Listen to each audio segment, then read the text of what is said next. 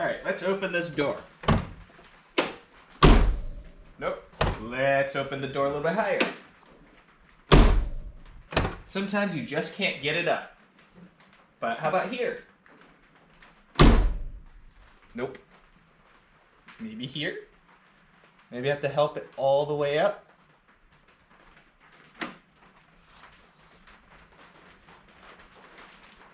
Yeah, probably gives you about enough time to get in before this smashes down on you. If you push it up all the way, you're safe for about maybe a minute. Okay, let's take a look at our goodies today.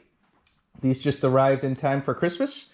And since my door is saggy, oh look, it's sagging again. So, since my door is saggy, let's install these parts here and hopefully I have nice working doors again.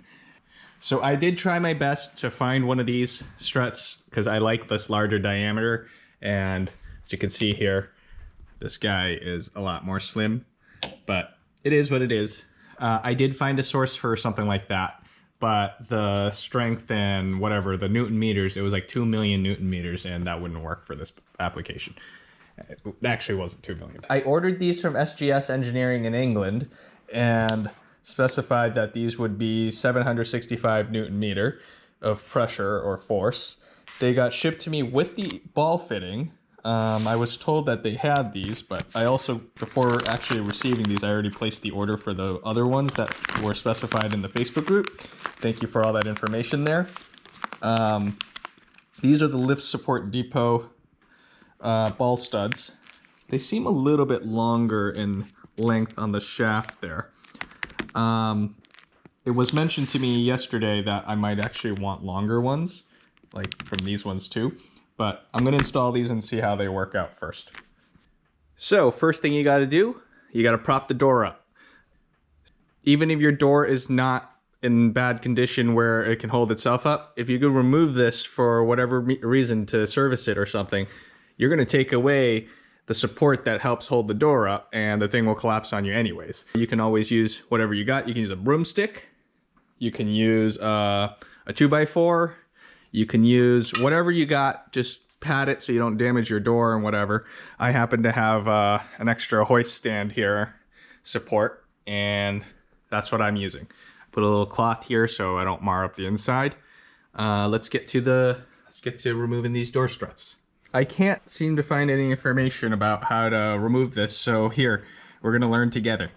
I tried popping this out, but I don't have much leverage to pop that out of the joint with that attached at the bottom. I'm gonna try to take off this bolt first to take a look. That is a 17 millimeter.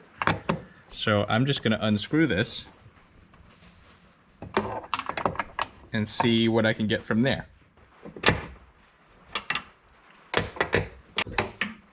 I'm sure I'm not doing this right, and if I am, wow, this kind of sucks. If you support it, I'm using my head.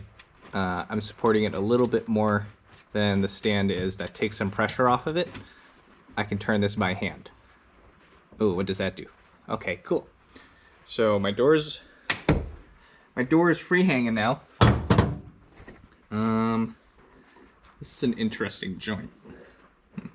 Okay, everything looks good here. My car is blessed with no rust up here. Get one of the ball studs and you can just screw it back in. There was a factory washer. I'm gonna take that washer. What the hell is this? This washer won't come out. All right, fine. I'll get my own washer. All right, found my own washers. I happen to have some lying around, which works out. I'm just gonna screw this in and take a look. All right, that looks good. So basically you're removing this weird joint here and replacing it with a ball stud. Now to find out how the top actually comes off. Typically they have like a little clip. I don't see a clip on this one, but maybe I'm wrong. look a little bit closer, but I don't see anything. So I'm just gonna try to pop this out. Protect the paint, just in case. And let's give this a go.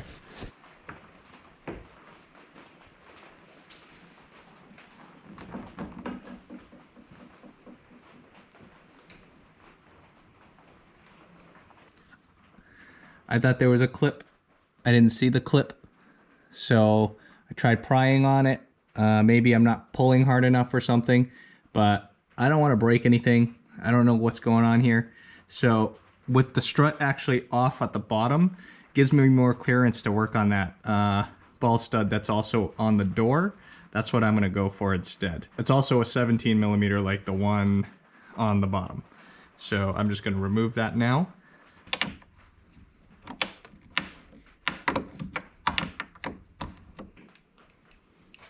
All right, there you go. This is also out now. Now I can probably try to take a closer look to see how this ball actually comes out.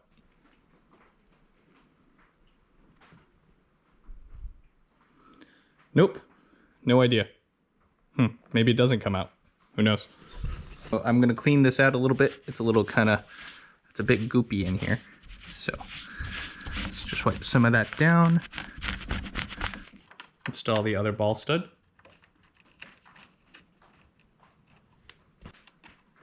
Maybe I should use a black washer. This is the part where you pop the new struts with the ball joints onto the ball studs you just installed. So on these ones, there's a little clip that you gotta undo. Just kind of push it out and it bounces out. So you get this little guy. Do that for both sides. Don't lose them.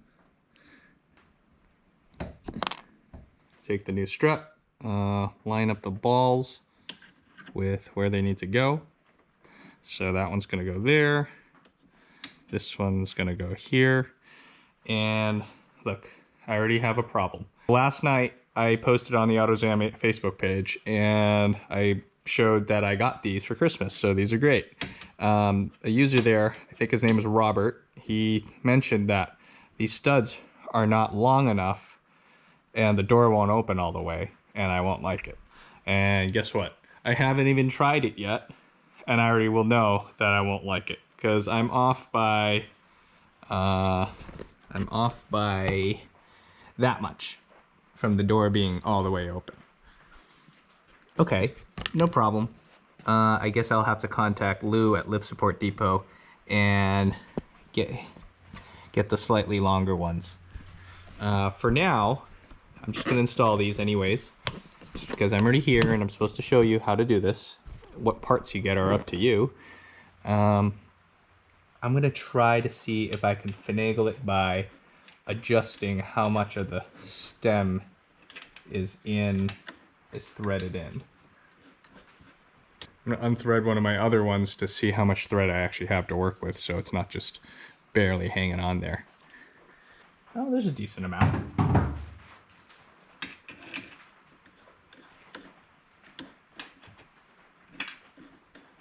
Doing that seems to be okay. I'm still not too pleased with this. I will get the longer ball studs. But for now, for testing purposes, I'm just gonna install these as is. Pop that onto the stud. Pop that onto the stud. Put this back into the hole. There's a little hole here. Come on. The little safety pin keeps the ball stud in place. So that just clicks into place. Poke it in the hole here. Ta-da! New strut. Seems to be okay. So do the same for the other side. And since this is YouTube, by the time I finish this, you're already going to be watching me opening and closing this door. Okay, here's the moment of truth. I got the other strut in, and I have the door closed, took the prop off, and let's see how this works. I'm going to open the door about this far, and look at that! It picks itself up and the door is open. So the amount of resistance it takes to close it is not that much. Shut. Cool. I'm gonna go in the car and then just open the door from the inside so you can see what it looks like.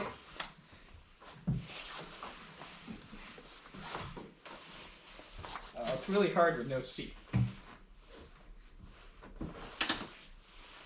Close enough.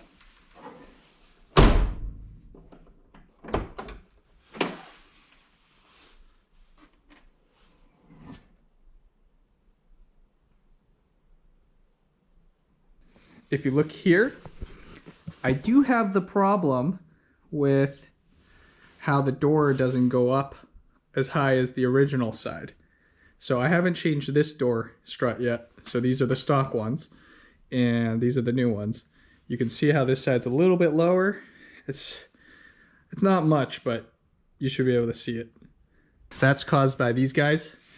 I need longer stud ends. So I'm gonna contact Lift Support Depot. I think the guy's name is Lou, and I'll get the other ones and swap these out. So I'm not gonna do my other door until these come in, so I don't have to do it twice again. But it's nice to know that this door doesn't collapse on me whenever I have it open, even though as is, the door doesn't open all the way.